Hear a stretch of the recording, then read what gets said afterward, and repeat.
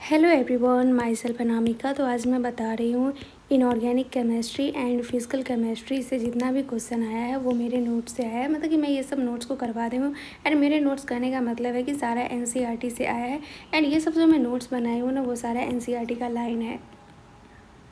तो देखो, inorganic chemistry में जो आया था हाइब्रिडाइजेशन फाइंड करने के लिए, मैं इसको बहुत ही अच्छा से डिटेल में मैं बता दी हूँ, तो जाके चेक कर सकते हो। नेक्स्ट क्वेश्चन था कि कौन सा ऑर्बिटल में इलेक्ट्रॉन जाएगा, तो इसको मैं पूरा ट्रिक के मेथड से बता दी हूँ। नेक्स्ट क्वेश्चन जो था ये है ग्रुप 13, 14, 15, 16, 17, 18।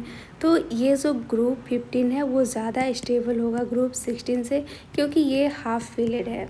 एंड नेक्स्ट क्वेश्चन जो डी ब्लॉक से आया था, ये देखो पूरा एनसीईआरटी का लाइन है, इसी को उठा के वहाँ पे कॉपी पेस्ट कर दिया गया था।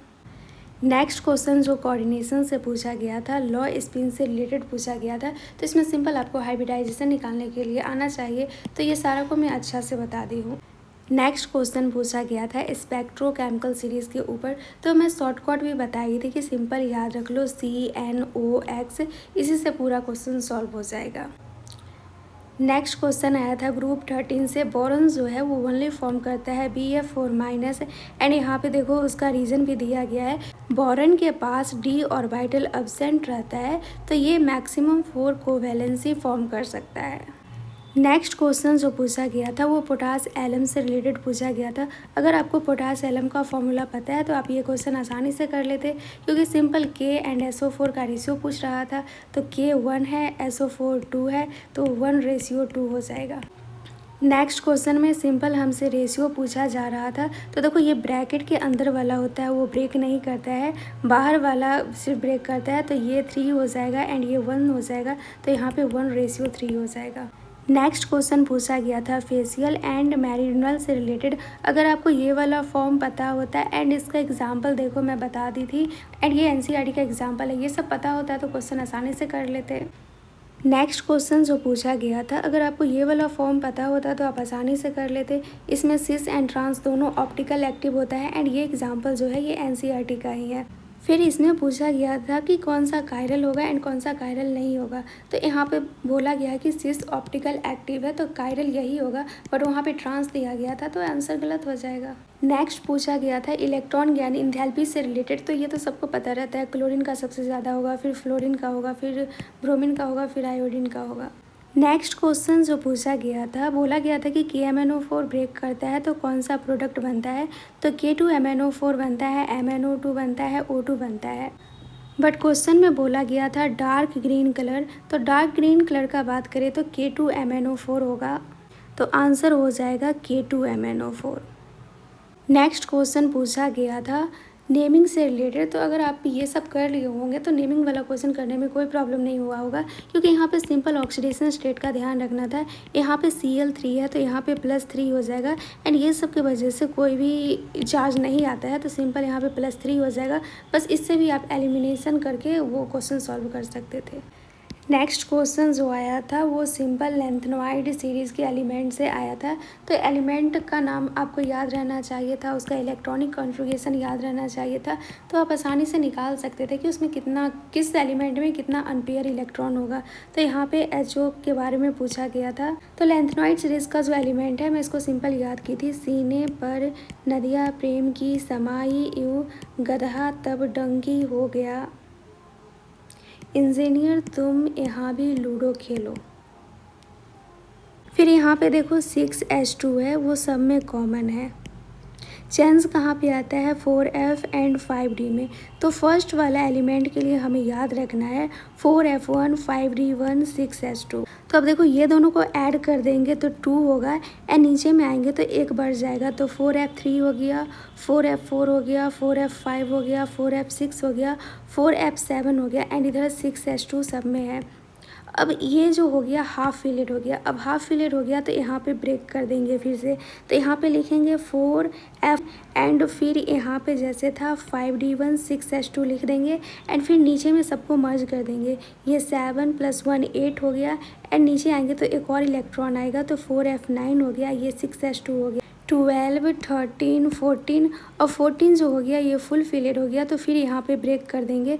तो ये 4F14 हो गया एंड यहाँ पे जो 5D16H2 था वो लिख देंगे। तो मतलब कि हमें जहाँ जहाँ पे हाफ फिलेट फुल फिलेट दिखाई देगा वहाँ पे ब्रेक कर देंगे एंड सारा चीज़ वैसे ही लिख देंगे। तो देख सकते हो जितना भी क्वेश्चन आया है सारा NCERT से आया। तो इनऑर्गेनिक में NCERT पढ़ना बहुत ही ज़रूरी है एंड क्वेश्चन वही है।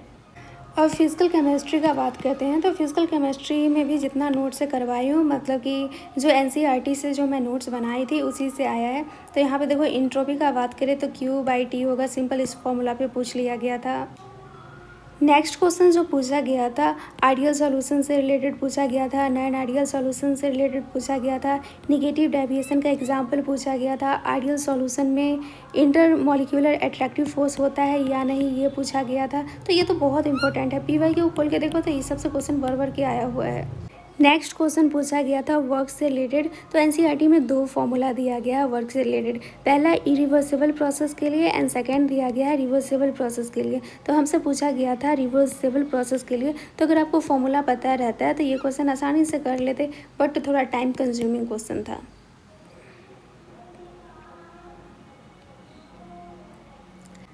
नेक्स्ट क्वेश्चन पूछा गया था सॉल्युबिलिटी से रिलेटेड। NCERT में 3 कॉन्सेप्ट दिया गया है, इन तीनों कॉन्सेप्ट ये क्वेश्चन में अप्लाई हो गया था। सॉल्युबिलिटी डायरेक्टली प्रोपोर्शनल होता है KSP से अगर आयन सेम हो तो, बट क्वेश्चन में आयन सेम नहीं था। सेकेंड कॉन्सेप्ट है सॉल्युबिलिटी सेम होगा नंबर ऑफ आयन से अगर KSP सेम हो तो, ये भी नहीं था, KSP सबका डिफरेंट था, तो ये सब अप्लाई नहीं होगा। सिंपल ये वाला फॉर्मूला हमें अप्लाई कर देना था। बट ये क्वेश्चन आप तभी कर पाते जब आपका कैलकुलेशन अच्छा होगा, तब नहीं तो रॉन्ग हो सकता है। एंड नेक्स्ट क्वेश्चन जो पूछा गया था ये नंबर ऑफ़ ग्राम इक्विवेलेंस पे पूछा गया था। तो नंबर ऑफ़ ग्राम इक्विवेलेंस जो होता है ये N फैक्टर इंटू मोल होता है। तो मोल को हम लिख सकते हैं, मतलब कि कंसनट्रेशन जो होता है ये N/V होता है। तो मोल के जगह पे हम लिख सकते हैं कंसनट्रेशन इंटू वॉल्यूम, तो वहाँ पे मोलरिटी दिया गया था। नेक्स्ट क्वेश्चन पूछा गया था स्ट्रॉन्ग इलेक्ट्रोलाइट्स के ऊपर। तो सिंपल हमें ये इक्वेशन पता रहना चाहिए था, स्लोप के बारे में पता रहना चाहिए था and conductance at infinite dilution पे क्या होता है वो पता रहना चाहिए था।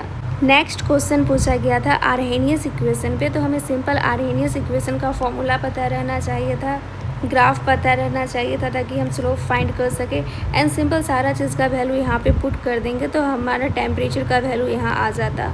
नेक्स्ट क्वेश्चन पूछा गया था ज़ीरो ऑर्डर पे।